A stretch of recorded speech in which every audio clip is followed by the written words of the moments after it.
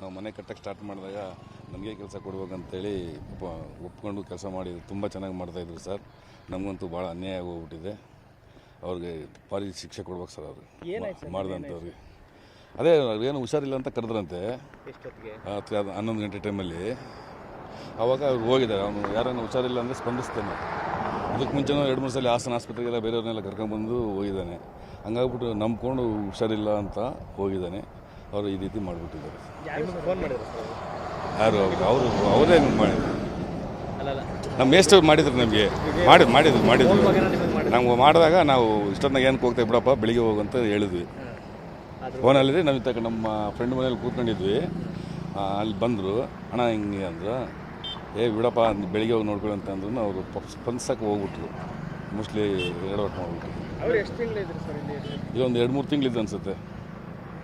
ಒಂದು 2-3 ತಿಂಗಳು. ವಿಕ್ರಮ್ ಫ್ಯಾಮಿಲಿ ಜೊತೆ ಬಂದಿದ್ದ.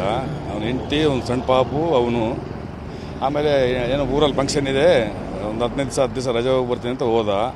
ಅವರು ವೈಫು ಮತ್ತು ಆ ಪಾಪನ್ನು ಬಿಟ್ಬಿಟ್ಟು ಇನ್ನೊಬ್ಬನ ಯಾರನ್ನೂ ಕರ್ಕೊಂಬಂದ, ಸಚಿನ್ ಅಂತಲೇ ಏನೋ ಅಂತಾರೆ. ಅವನು ಬಂದು ಒಂದು 20 ದಿವಸ ಆಗಿರ್ಬೋದು. ಈ ರೀತಿ ಆಗೋಗ್ಬಿಟ್ಟಿದೆ. ಘಟನೆ ಗೊತ್ತಾಗಿದೆ ಹೆಂಗೆ ಸರ್? ನಮ್ಗೆ ಘಟನೆ ಗೊತ್ತಾಗಿದ್ದು ಸರ್, ಅದು ನಮ್ಮ ಮೇಸ್ತ್ರಿ ಸ್ಕೂಟರ್ ತೊಗೊಂಡು ಹೋಗಿದ್ರಲ್ಲ, ನಾನು ದಿನ ಚೆಕ್ ಮಾಡ್ತಾಯಿರ್ತೀನಿ. ಏನದು CCTV ಚೆಕ್ ಮಾಡಿದಾಗ ಮೇಸ್ತ್ರಿ ಸ್ಕೂಟ್ರ್ ಅವರು ಟರ್ನ್ ಮಾಡ್ಕೊಂಡು ಹೋಗಿದ್ದು ನನ್ನ ಗಮನಕ್ಕೆ ಬಂತು. ಆ ತಕ್ಷಣ ಎದ್ದೋಗಿ ನೋಡಿದಾಗ ಪೊಲೀಸರಿಗೆ ಇನ್ಫಾರ್ಮ್ ಮಾಡಿದೆ. ಹೌದು.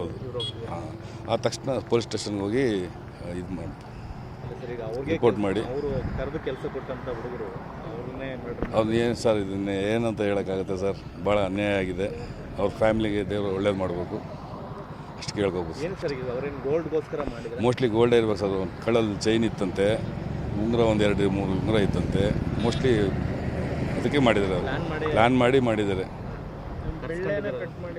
ಹಂಗೆ ರಿಪೋರ್ಟಲ್ಲಿ ನೋಡ್ಬೇಕು ಸರ್. ನಮಗೆ ರಾತ್ರಿಯಿಂದ ಗಾಬರಿ ಆಗಿಬಿಟ್ಟಿದೆ. ಭಾಳ ಅನ್ಯಾಯ ಸರ್, ದುರಂತ ಅನ್ಯಾಯ. ಏನು ಕ್ರಮ ಮಾಡಬೇಕು ಅಂತ ಸರ್? ಭಾರಿ ತೀಕ್ಷ್ಣವಾಗಿ ಕ್ರಮ ಕೈಗೊಳ್ಬೇಕು ಸರ್. ಮೇಲೆ ಅತಿ ಹೆಚ್ಚು ಶಿಕ್ಷೆ ಆಗಂಗೆ ಮಾಡ್ಬೇಕು ಸರ್. ಈಗ ಹೊರ ರಾಜ್ಯದಿಂದ ಬಂದಿರ್ತಾರೆ ಸರ್, ಕೆಲಸ ಅಂತ ಕೊಟ್ಟಿರ್ತೀವಿ ನಮಗೆ. ಇಂಥವ್ರು ಯಾರೋ ಕೆಲವ್ರು ಮಾಡೋದ್ರಿಂದ ಹೊರ ರಾಜ್ಯದಿಂದ ಒಳ್ಳೆ ಜನಗಳು ಬಂದಿದ್ದೂ ಅವ್ರಿಗೂ ತೊಂದರೆ ಆಗ್ತದೆ ಸರ್.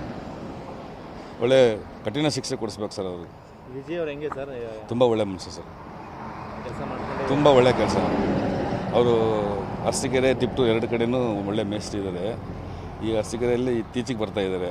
ಇನ್ನು ವಯಸ್ಸಾಯಿತು, ಇನ್ಯಾಕೆ 45 ಆಗಿದೆ, ಮತ್ತು ತಿಪ್ಟೂರಿಗೆ ಓಡಾಡೋ ಕಷ್ಟ ಆಗುತ್ತೆ, ಇಲ್ಲೇ ಮಾಡೋಣ ಅಂತೇಳಿ ಈಗ 4-5 ಕೆಲಸ ಇಲ್ಲೇ ತೊಗೊಂಡಿದ್ದಾರೆ. ಇದಕ್ಕೆ ಮುಂಚೆ ತಿಪ್ಟೂರಲ್ಲಿ ಒಂದು 20 ವರ್ಷದಿಂದ ಮಾಡ್ತಾರೆ, ಚೆನ್ನಾಗಿ ಮಾಡಿದ್ದಾರೆ. ತಿಪ್ಟೂರಲ್ಲೇ ಭಾಳ ಫೇಮಸ್ ಇದ್ದಾರೆ ಅವರು. ಹೌದು ಸರ್, ಭಾಳ ಅನ್ಯಾಯ ಸರ್. ಶ್ರೀನಿವಾಸ್.